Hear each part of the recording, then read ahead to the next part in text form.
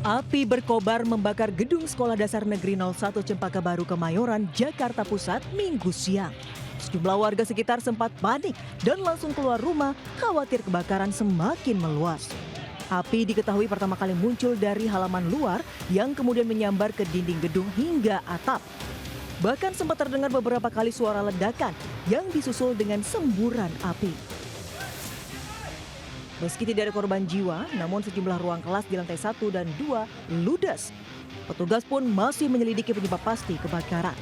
Dari Jakarta, Rani Sanjaya, iNews melaporkan. Puluhan warga di Cianjur, Jawa Barat keracunan massal usai menyantap nasi kotak acara peringatan Maulid Nabi Muhammad. Korban yang didominasi anak-anak harus menjalani perawatan intensif.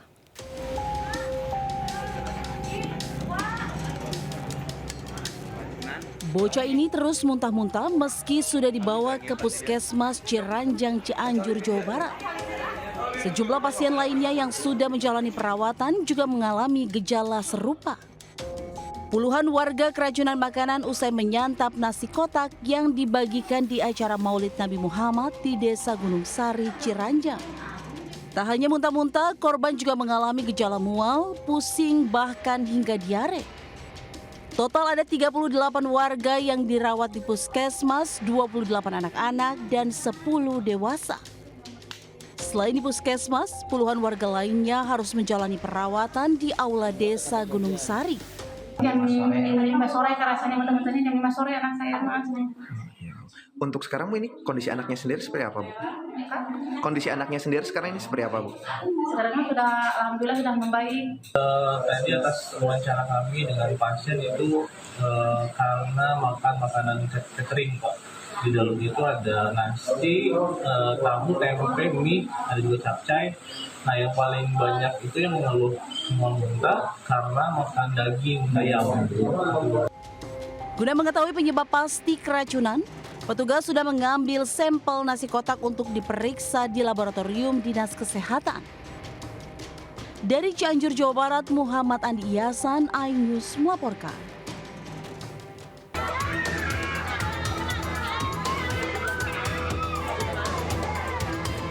Kepanikan terjadi setelah rumah panggung yang dijadikan acara pesta pernikahan ambruk di Dusun Nalang Tedong, Maros.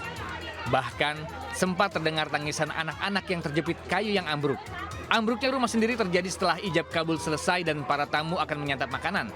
Diduga penyebab ambruknya rumah akibat kelebihan beban dan kayu penyangga rumah lapuk. Bisa sampai ambruk gitu ceritanya. Naik ambil makan. Paski berdiri semua ambil makan di meja. Terus? Ya. Tiba-tiba ambruk ya. Tiba-tiba. Pada saat itu sudah selesai ijab kabul atau gimana? Selesai. Beruntung tidak ada korban jiwa dalam musibah ini. Namun 3 orang mengalami luka ringan termasuk anak-anak. Dari Maros, Sulawesi Selatan, Wahyu Ruslan, iNews melaporkan. Kita ke informasi lainnya, pemirsa, banjir merendam ruas Jalan Soleh Iskandar Bogor, Jawa Barat hingga menyebabkan arus lalu lintas lumpuh. Sementara di Subang, pencari kepiting tewas akibat digulung ombak.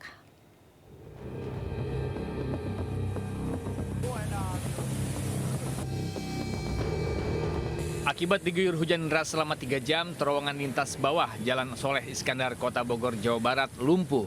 Ketinggian banjir yang mencapai setengah meter lebih membuat kendaraan tidak bisa lewat. Buruknya drainase membuat aliran air tidak mengalir dengan baik.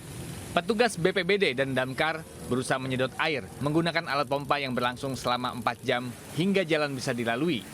Akibat terendamnya jalan ini, lalu lintas di kawasan itu lumpuh total. Kemacetan baru terurai setelah air disedot dari bawah jalan layang. Dari Bogor, Jawa Barat, Andi Firmansyah, iNews melaporkan. Memiliki nilai kejujuran tinggi, sepasang suami istri di Palembang, Sumatera Selatan menyerahkan uang hasil temuannya di jalan raya kepada polisi. Aksi kebaikan suami istri itu pun viral. Jadi ciko, hei, pak, hei, kamu kerekam, hei. Viral di jagat maya, video sepasang suami istri saat mengamankan sejumlah uang senilai 3,4 juta rupiah yang ditemukan di Jalan Raya Erya Kudu, Kecamatan Seberang Ulus 1, Palembang yang nyaris jadi rebutan warga. Denny dan Desi Pasangan yang mengamankan uang temuan tersebut sengaja merekam kejadian agar menjadi bukti saat dirinya mengamankan uang dan agar warga lain tak berani mengambil uang yang tercecer. Selanjutnya uang tersebut diserahkan ke kantor polisi Polrestabes Palembang guna diamankan beserta dompet dan KTP pemilik uang yang jatuh. Yakni Ahmad Safei, warga Jalan Kiai Haji Azhari, Kelurahan 340, Seberang Ulu 1 Palembang. Inisiatif untuk mengembalikan uang dulu. Ya, hak uang itu punya uang deh. Kasihan yang uang sepeser pun jangan sampai diambil begitu. Sehari-harinya apa kita kerja? Apa? Sehari-hari kita apa? Pedagang. Rencananya pihak kepolisian akan mengembalikan temuan uang tersebut ke pemiliknya sesuai alamat yang tertera di kartu identitas. Dari Palembang, Sumatera Selatan, M. David, iNews melaporkan. Pemirsa, 2 pria sindikat perampok yang menyasar nasabah bank ditangkap polisi di Enrekang, Sulawesi Selatan. Pelaku dibekuk usai beraksi dan baru kembali dari kampung halamannya di Palembang, Sumatera Selatan.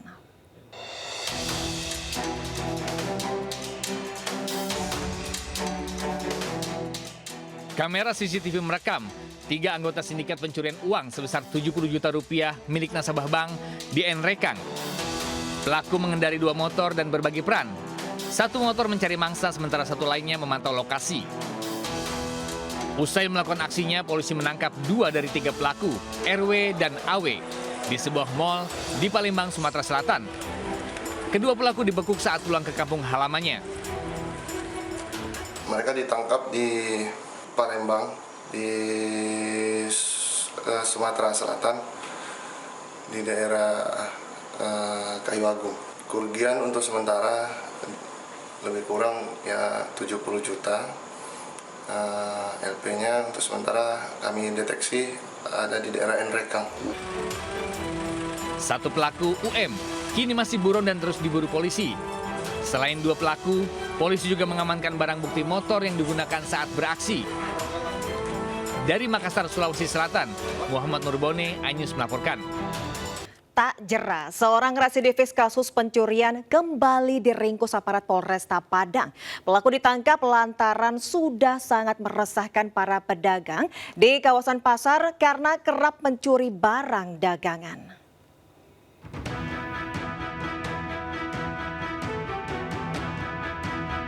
Sejumlah petugas kepolisian berpakaian preman dari tim Klewang Satreskrim Polresta Padang meringkus pelaku pencurian RB di kawasan Pasar Raya Kota Padang. Pelaku pun tak berkutik saat dibekuk dan langsung digelandang ke Mapolresta Padang. RB ditangkap lantaran sudah sangat meresahkan karena mencuri sejumlah barang dagangan dan inventaris kantor dinas perdagangan yang ada di pasar tersebut. Masih mengelak untuk mengakui perbuatannya. Namun si pelaku mengakui kalau si pelaku ikut serta dalam melakukan atau menjual barang bukti tersebut ke salah satu daripada si penada. Atas perbuatannya tersangka dijerat pasal tentang pencurian dengan pemberatan dengan ancaman hukuman maksimal 7 tahun penjara. Dari Padang, Sumatera Barat, Budi Sunandar, iNews melaporkan.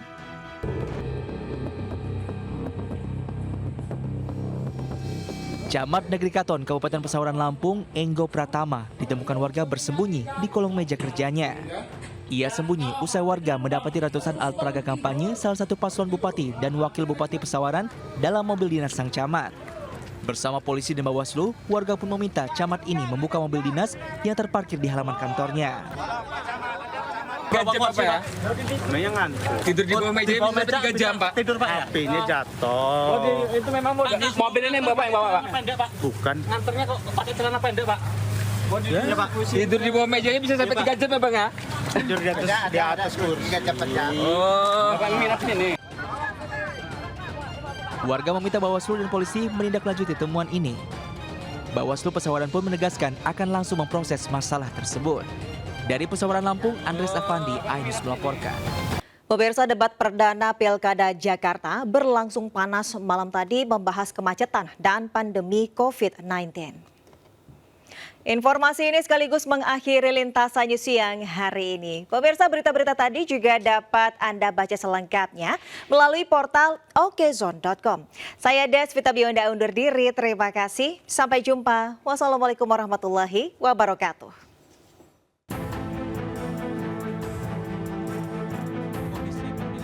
Debat perdana pasangan calon gubernur dan wakil gubernur Jakarta 2024 terbagi dalam 6 segmen, melibatkan 7 panelis dari berbagai unsur keilmuan.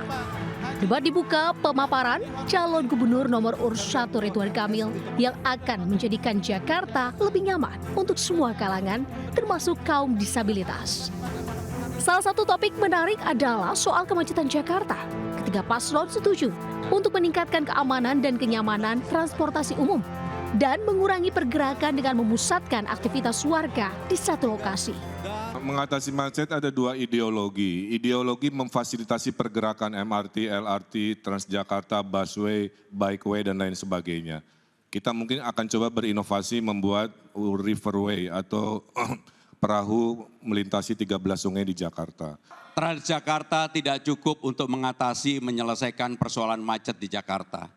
Aglomerasi telah ada, maka yang harus dilakukan adalah Transjabodetabek. Untuk itu, maka harus diatur dari ujungnya.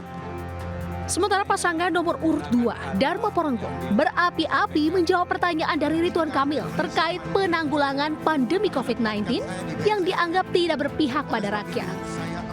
Pandemi ini adalah agenda terselubung dari asing untuk mengambil alih kedaulatan negara. Sehingga terlihat sekali begitu rapuhnya bangsa ini sampai harus mengikuti istilahnya saja ikut. Kenapa bukan Taufik? Kenapa ngikutin COVID? Debat kedua pasangan calon gubernur dan wakil gubernur Jakarta 2024 akan digelar pada 27 Oktober mendatang. Di Jakarta, Tim Liputan, iNews melaporkan.